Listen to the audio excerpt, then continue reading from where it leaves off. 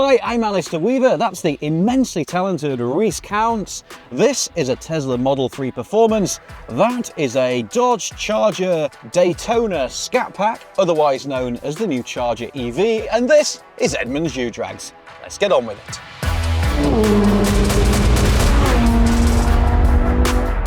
And here we go. Today we have the 2024 Dodge Charger Daytona Scat Pack with 670 horsepower and 627 pound-feet of torque. It's running on Goodyear Eagle F1 Supercar 3s. Going up against the 2024 Tesla Model 3 Performance with 510 horsepower and 546 pound-feet of torque. It's running on Pirelli P0LX. These two are going head-to-head on our Edmunds U-Drag track, which starts with a quarter-mile drag, then they hit the brakes, do a 180, and power back to start-finish. After the first run, we'll swap drivers and lanes and do it again. You love Edmunds U-Drags? Subscribe now and visit Edmunds.com, where you'll find all the info and inventory you need for new or used vehicles, including the famous Edmunds ratings. And if you're looking to sell, we'll even make you a cash offer for your car. So why are we running in track mode? Well, we read your hundreds or thousands of comments saying that we should be running in saying it's faster.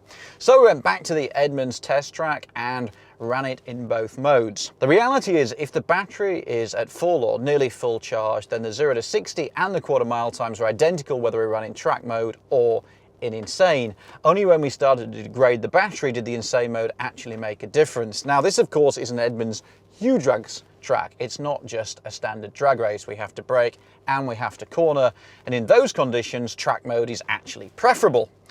So that's where we are. Hope that suffices as an explanation. Pretty sure it won't.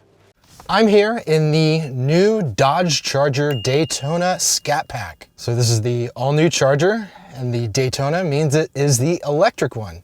Launch control on the Charger Daytona is super simple. You just put it in drive, press the launch control button right in front of the shifter, press the brake, and press the accelerator. You don't have to worry about the power shot because launch control gives you all of the power. Now I am going to press the power shot button on the way back because we've found typically that, you know, adding a little bit of boost on the tail end helps, but yeah, launch control should give me the best start. Let's just see if these tires are warm enough to get some grip. All right, let's go.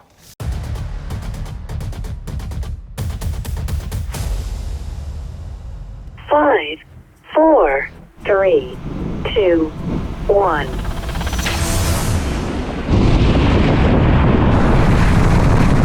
Oh man, the Tesla got a good launch.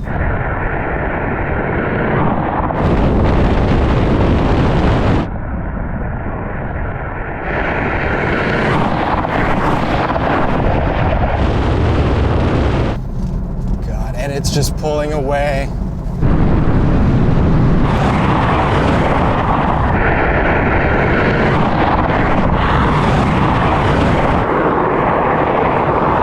Let's pick the braking, let's not overdo it here. I'm gonna have to brake right here. Brake. All right, we're gonna trail off the braking. Watch the apex. Trail it around the corner. Feed the power back out, let the stability control do its thing a little bit. Oh my word.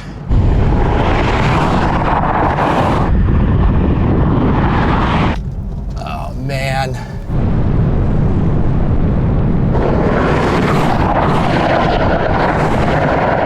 Bye, Model 3. New Age America beats Old Age America in the battle of the EVs by, frankly, a country mile.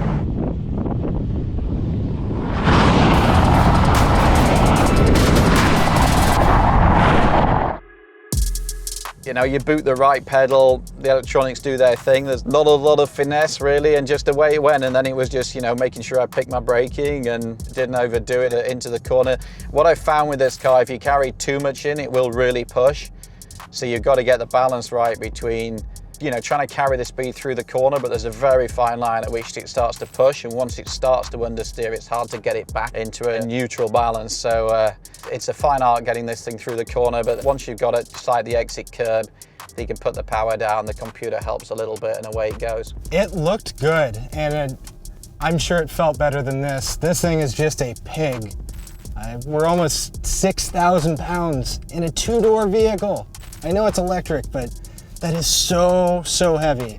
And it feels it under braking, it feels it when you're turning. It's got plenty of power, but it didn't really help it off the line against that Tesla. So Reece, shall we swap lanes and I can have a go in that bit of Detroit iron built in Canada, of course? Yeah, I'm excited to try that Tesla.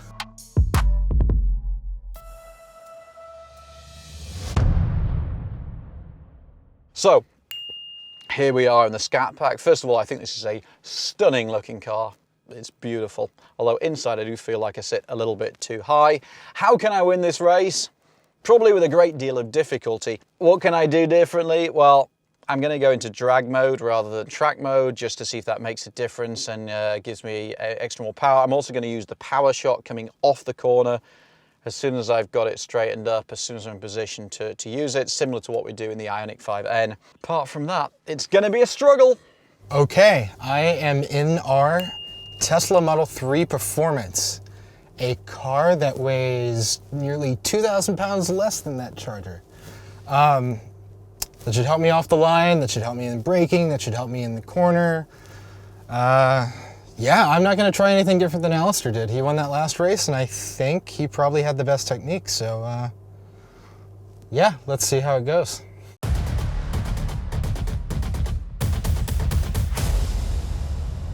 Five, four, three, two, one. Come on! And we're away, and the Tesla got the jump. It launches so well, that thing. Right, come on!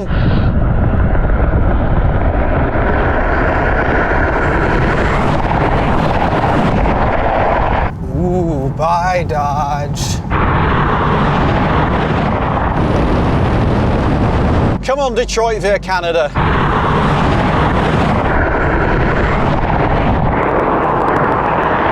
See what I can do with the braking this time.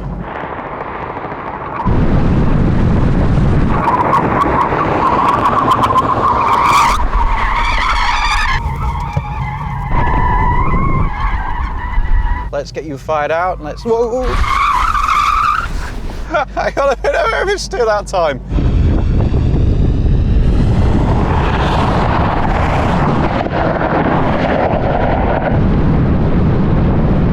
In the end, the result is pretty much the same. The Tesla's just going away.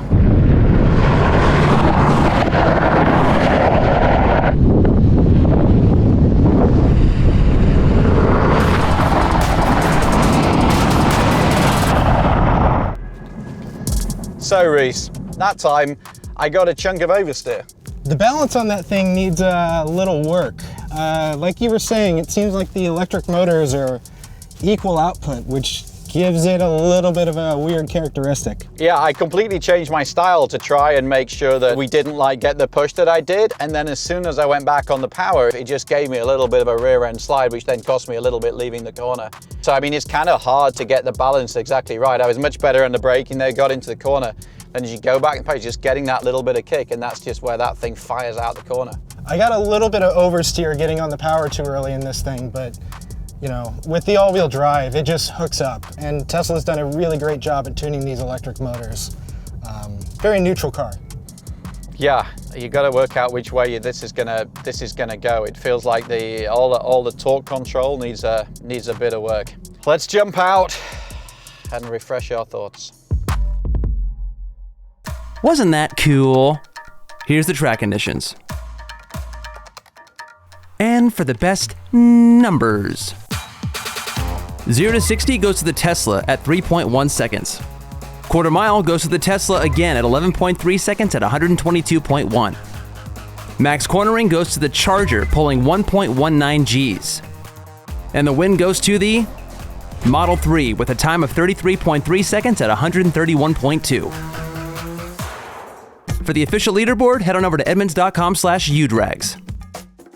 Neither car is able to improve on their previous best times, so the Tesla Model 3 Performance stays in 19th, and the Charger Daytona EV stays in 28th. So Reese, we learned something today. Dodge never had it.